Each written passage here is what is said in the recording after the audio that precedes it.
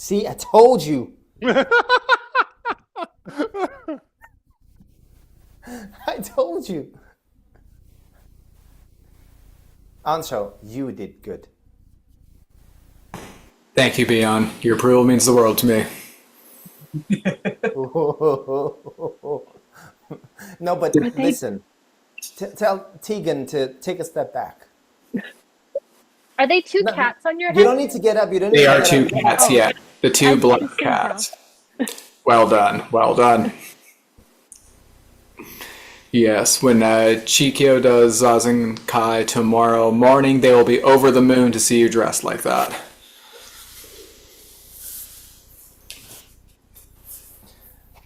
I think Jundo's going to appreciate it too.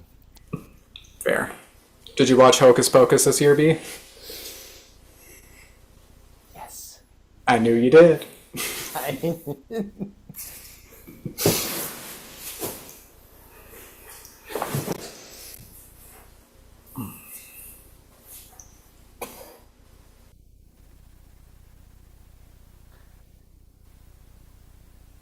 Although it felt kind of weird to do it in the afternoon. It wasn't in the evening. I usually do it in the evening, but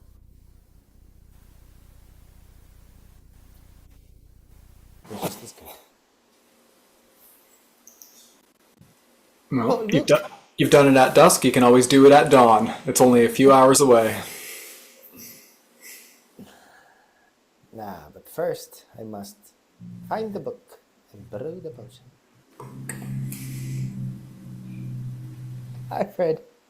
Tojo, lovely to be able to see you face to face. After all that work you did.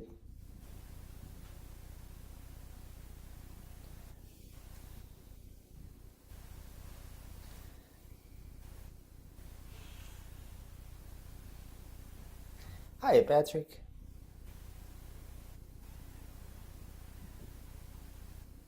Hello, everyone. Tegan, is that a Starfleet uniform? That is amazing. Thank you.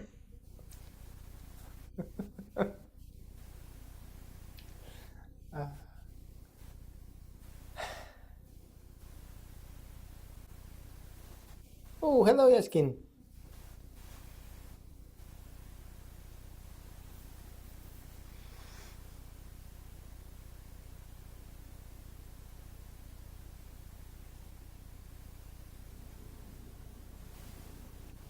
Hello, Jim. Good morning.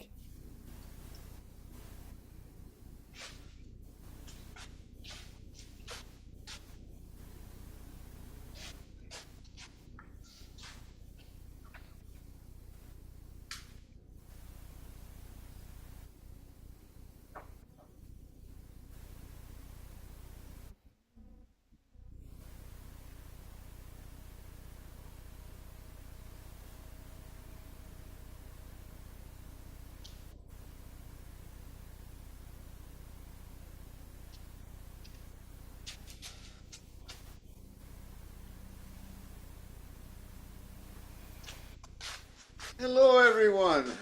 At least one fellow dressed for Halloween. We do that some years. We didn't do that this year, but all costumes are welcome. Love the ears there, Ancho. Very cute, very cute. And let's see. Well, Have a look at Tegan. Jundo, have a look at Tegan. Oh, Star Trek! Live long and prosper, my friend. Oh, great costume. If you're into Star Trek and even Star Wars, you're welcome in our Sangha. In that order. In that order. Science fiction, science fantasy. Absolutely. Absolutely. Well, our theme today is simplicity, moderation, balance. And that's how we sit. Please sit simply. There's nothing more simple than sitting. And you're not consuming anything while you're sitting. And you sit in a balanced way. So it's all right there in Zazen. Koriki, are you the Ino today? Yes, sir. I believe are you stepping in for Dear Kojitsu, is that correct? Yes. Yeah. Yes, he would have been our Filming and Eno not today. replacing. Yes, he would have been our Eno today. Well, everyone, happy Halloween. If you've been here before, you know what to do. And if it's your first time, follow along. Live long and prosper.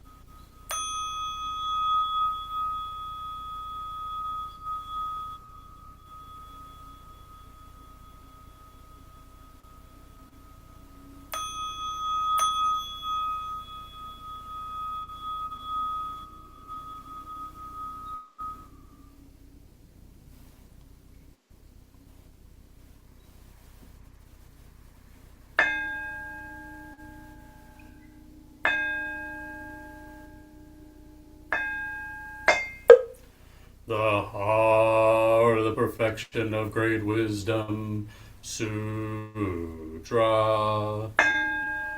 Avalokiteshvara Bodhisattva, awakened one of compassion, in Prajnaparamita, the deep practice of perfect wisdom, perceive the emptiness of all five conditions, and was free of suffering. O Shariputra, form is no other than emptiness, emptiness no other than form, form is precisely emptiness, emptiness precisely form, sensations, perceptions, formations, and consciousness are also like this. O Shariputra, all things are expressions of emptiness, not born, not destroyed, not stained, not pure, neither waxing nor waning. Thus emptiness is not form, not sensation, nor perception, not formation, nor consciousness, no eye, ear, nose, tongue, body, mind, no sight, sound, smell, taste, touch, nor object of mind, no realm of sight, no realm of consciousness, no ignorance, no end to ignorance, no old age and death, no cessation of old age and death, no suffering, nor cause or end to suffering, no path, no wisdom, and no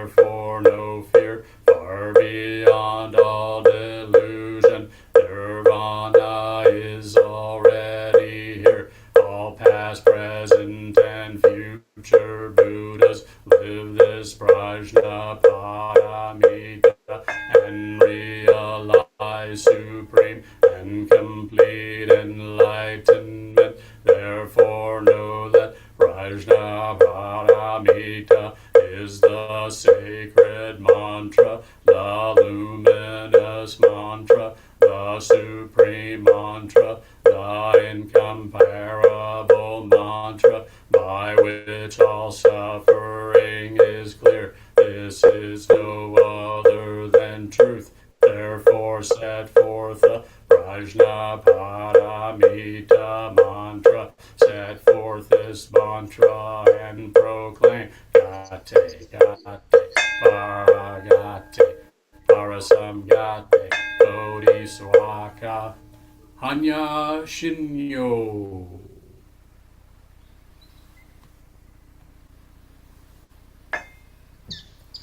Buddha nature pervades the whole universe, reality existing right here now. In reciting the heart of the Perfection of Great Wisdom Sutra, we dedicate our sincere efforts to Shakyamuni Buddha, Honored One, the historical Buddha and teacher, and to those ancestral teachers, Eihei Dogen, Honored One, Soji Keizan, Honored One, all successive Honored Ones up until Zuigaku Rempo, Honored One, and Kudo Wafu, Honored One, and to all other Honored Ones throughout history, same yet diverse Honored Ones, whose names have been forgotten or left unsaid. We also dedicate these efforts to the three treasures, Buddha, Dharma, Sangha, to all awakened ones and teachers in all places and times. We especially seek tranquility and well-being for all creatures now suffering or ill in health. May they be serene through all their ills. May their lives be at peace and wisdom pervade the darkness of ignorance.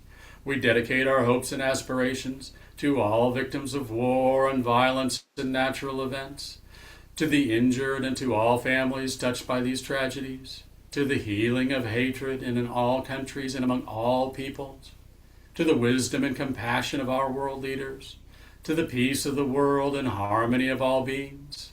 Thus let the harmful effects of words, thoughts, and actions be dispelled, and compassion bloom in perpetual spring. May we all realize and live the enlightened way together.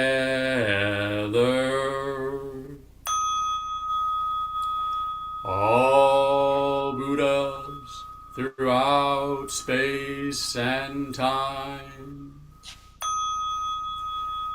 All Bodhisattvas, Mahasattvas,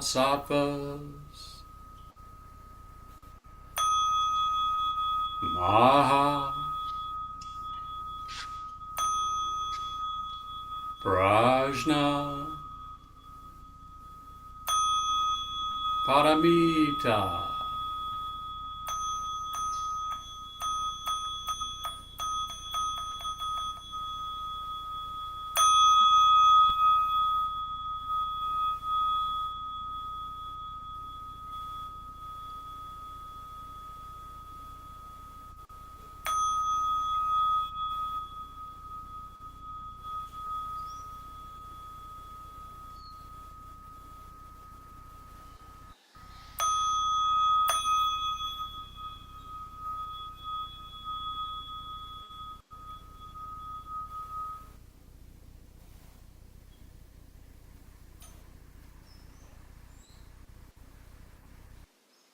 Zazen?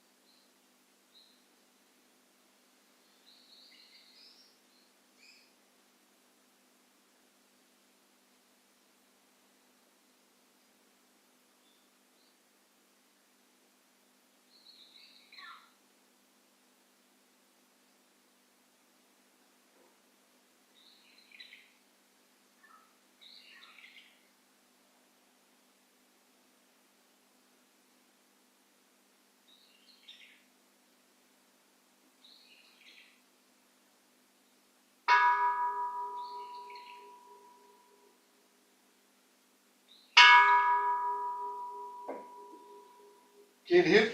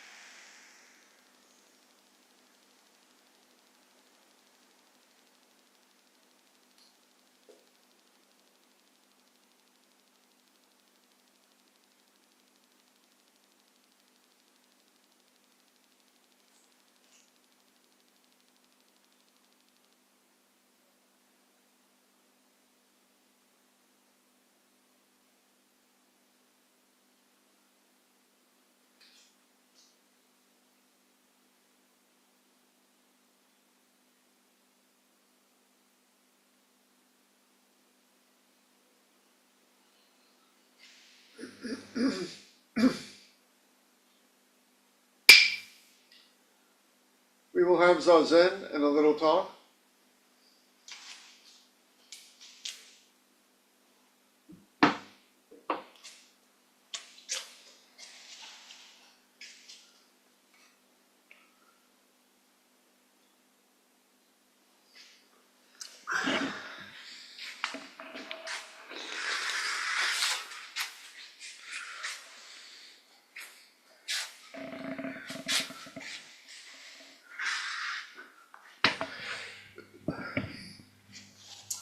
Can you hear? If you can hear, give me a little wave, but not too much.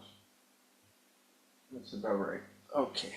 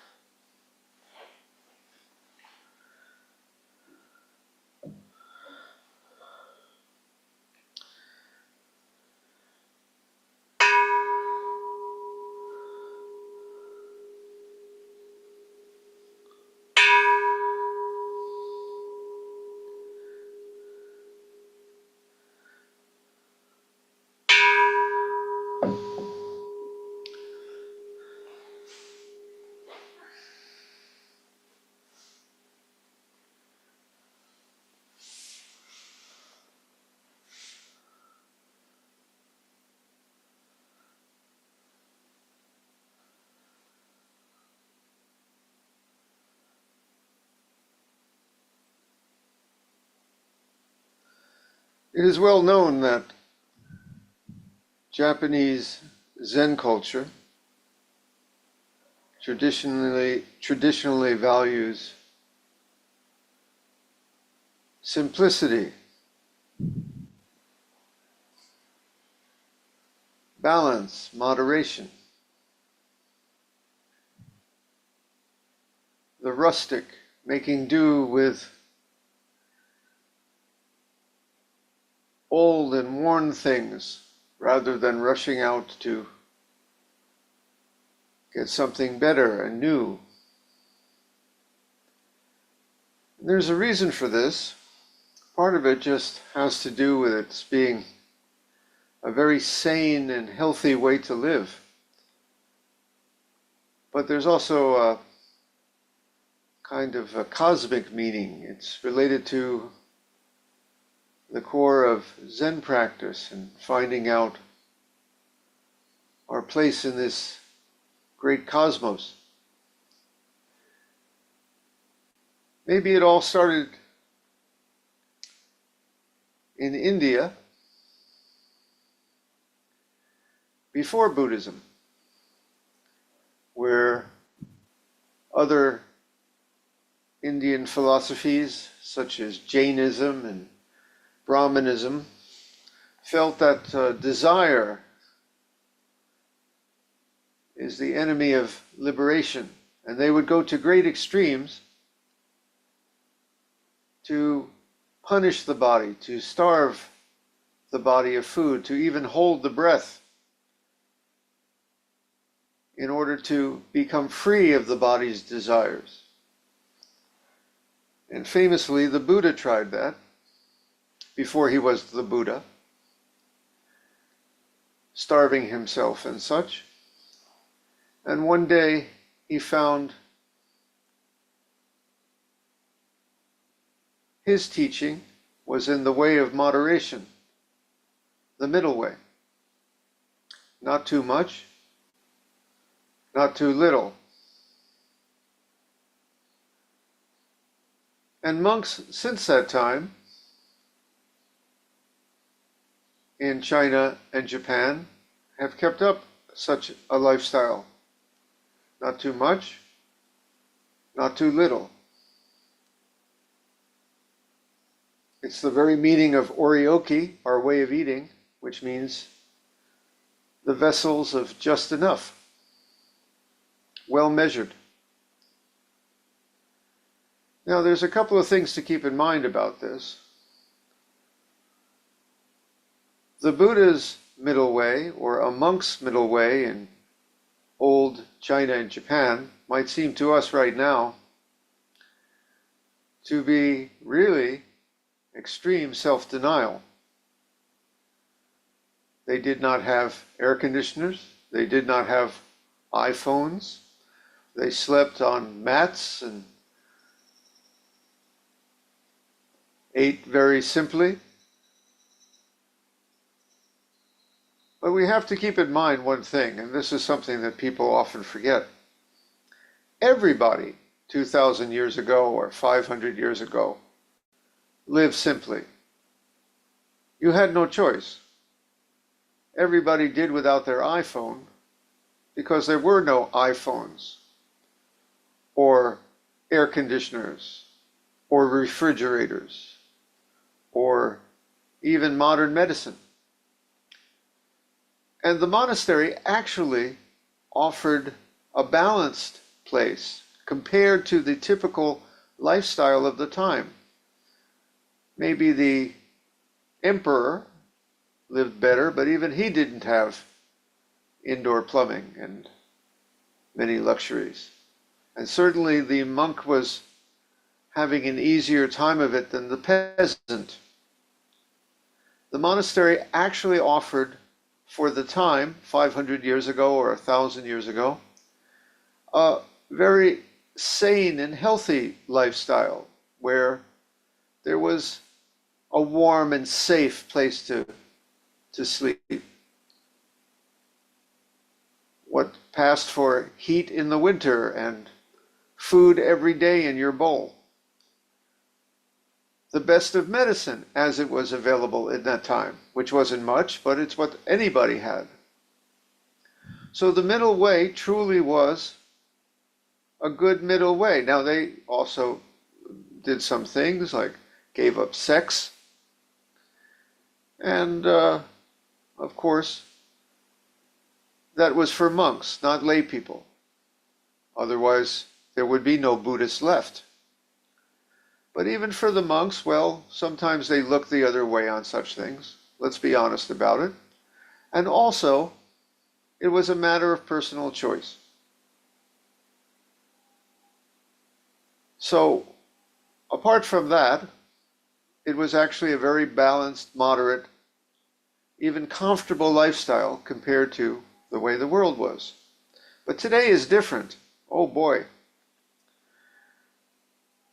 If you're middle class, or as we say, following the upper middle way, or even worse, if you're super wealthy billionaire, or even if you're poor, it's hard to live a balanced and moderate lifestyle these days.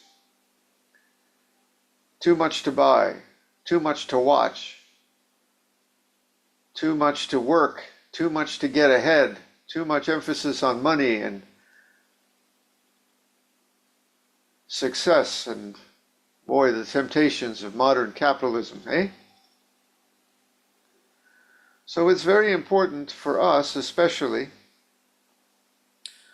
to as best we can live in simplicity, moderation, balance. Why? You can have billions of dollars, and we see plenty of examples of this in the news these days, and seem to be pretty miserable, attached, wrapped up in getting your next billion, unhappy, frustrated, angry.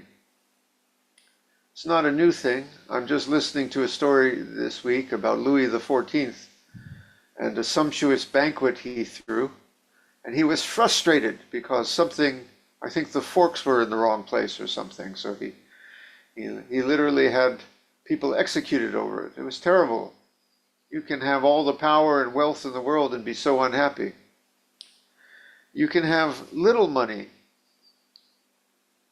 and also be wrapped up in excess, be it drugs or alcohol or just the desire to get money. It's very hard in this life to keep this middle path of moderation, simplicity, balance. But it frees us. It still does. Of course, if you want to save money, the best way is not to buy anything, usually. That'll save you whatever the price tag was and what you long for. But it also pays off in the fact that you learn not to need so much, to be content with what you have. And the richest man in the world, or woman, is the person content with what they have. Simplicity, balance, moderation teaches us this. What is moderation? Can't tell you exactly, but it means having just enough. These days, some people says, oh, that means I need to get the C-class Mercedes, not the E-class. Well, I leave that to you, but maybe we need a car. I certainly do. There's no public transportation around here. But it's for transportation, mostly. We need food, but we should not be gluttons. We need entertainment, but we should not be prisoners of just chasing after entertainments and joys. What is balance? You just know it when you feel it. You certainly know when life is out of balance, when you've fallen into excess, clutching, frustration. Balance is like a bicycle. You know it when it's riding smoothly. It's like an airplane. It's vital in our practice to learn to keep balance, even in storms. And we certainly know what happens to the airplane when it goes out of balance. Same with your life. Now, even we can be too much attached to Zazen. I'm going to say it. I'm not talking about you unless you're sitting obsessively. Now, I've seen that too. You can be obsessive about anything, even Zazen. Now, there's a difference between sitting, and you know it's the right amount of sitting for you, and it's certainly we should sit. It's not that we quit sitting. That's not what I'm advocating. I'm saying you can take it as a drug too, like any drug. There are times we go to retreat, or if you're a monk and you're in training, yes, you want to sit 10 hours a day or something like that. That's your training. And we learn when we're sitting, especially if you're a monk, because this is what monks do, that long practice, short practice has its benefits. But if you're sitting, and this is the point, if you're sitting as a layperson and you're sitting obsessively, I know people who have to sit 10 hours a day. Where is the rest of your life? It's out of balance, I think. So moderation there too. Sit, but not too little, not too much. Like a guitar, when it's in tune, you know it. You can hear it. You can feel it. Even simplicity in Japan can become a kind of fashion or drug. I'm thinking, for example, of you see this a lot in the tea world, where people will spend the equivalent of thousands and thousands of dollars for a tea bowl for the tea ceremony, because it looks primitive and rustic and simple. It's kind of ridiculous. It's kind of simplicity for a fashion. And I've even seen it in the Zen world. There's a place, and I should not criticize, a Rinzai temple in Kyoto, very famous around the world. I think it's a world protected treasure, one of those. It's called the Golden Pavilion, and it's billed as a Zen temple. It's a tea house covered in gold. I'm not going to make any aesthetic judgment on it. It's actually nice. It's a gold building for drinking tea. Originally, it was not a Zen temple. This is important to know. It was the lord, the daimyo, or the shogun's palatial tea house, which he donated to the Zen world. But it's a gold, I'll put a picture up later, it's a gold-covered building where people go to drink from $1,000 tea bowls to embrace simplicity. So even fashion and simplicity can be excess. You should know in your heart what is real simplicity. Why? As I said, it's cosmic, it's a practice. You see, the self is the one that still desires. And when those desires are frustrated, it's frustrated and feels disappointment and maybe anger, maybe resorts to violence, jealousy. This is the time that the separation between the self and the rest of the world is greatest. When you're angry, boy, that's when yourself is really dividing the world into pieces. So the practice of putting down the desire in excess and knowing simplicity and balance frees you from the little self. Less frustration because you have less desires. I didn't say no desires. I said even the Buddha had desires. Less desires. Less anger because you're balanced and moderate. This puts the little self out of a job. It calms the little self, and that softens the borders between the self and the rest of the world. Suddenly the hard borders of self, and shall we say, the universe, all reality, this planet, whatever you want to say, other beings, time and space, the border softens and may sometimes drop away. All from the practice of simplicity, moderation, and balance. And now look what I've done. I've spoken to excess. Talk too much here. Let's sit.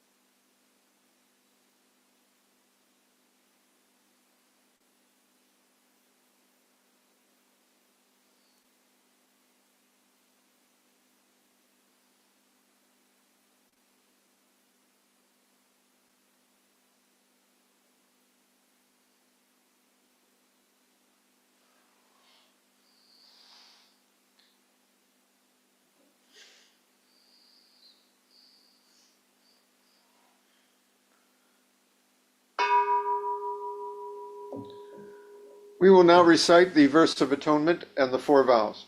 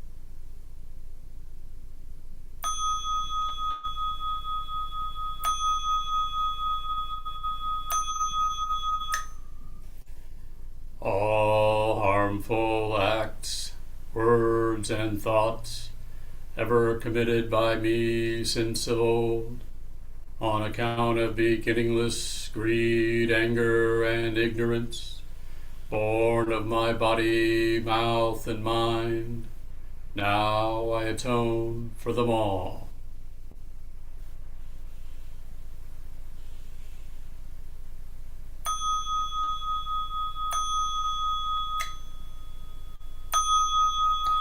To save all sentient beings, though beings numberless, to transform all delusions, though delusions inexhaustible, to perceive reality, though reality is boundless, to attain the enlightened way, a way non-attainable, to save all sentient beings, though beings numberless, to transform all delusions, though delusions inexhaustible, to perceive reality, though reality is boundless, to attain the enlightened way, a way non-attainable, to save all sentient beings, though beings numberless, to transform all delusions, though delusions inexhaustible, to perceive reality, though reality is boundless, to attain the enlightened way, a way non-attainable.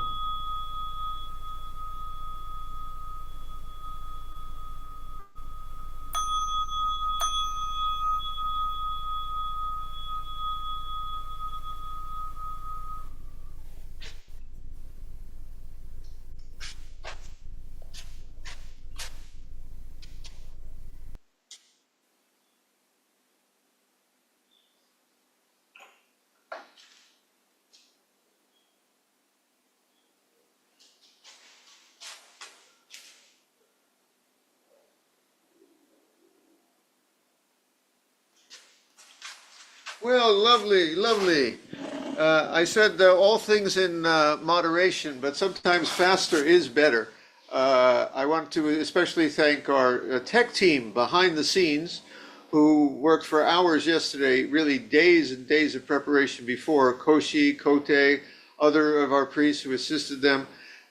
We've gone, I understand, in our hosting system, this is all beyond me, but it was described as going from a 1990 Toyota Corolla to a Jaguar. I don't know what that means, but you may notice the forum is actually a little more responsive. And all things in moderation, but Soka, our runner, who's running the length of Japan with Joy, his companion on a little tiny bicycle, is now about the midpoint of their run. So lovely for that. We're going to have tea in a moment if you'd like to stay and in moderation. And otherwise, in life, please have a very good week practicing simplicity, balance, moderation. Okay? See you guys later.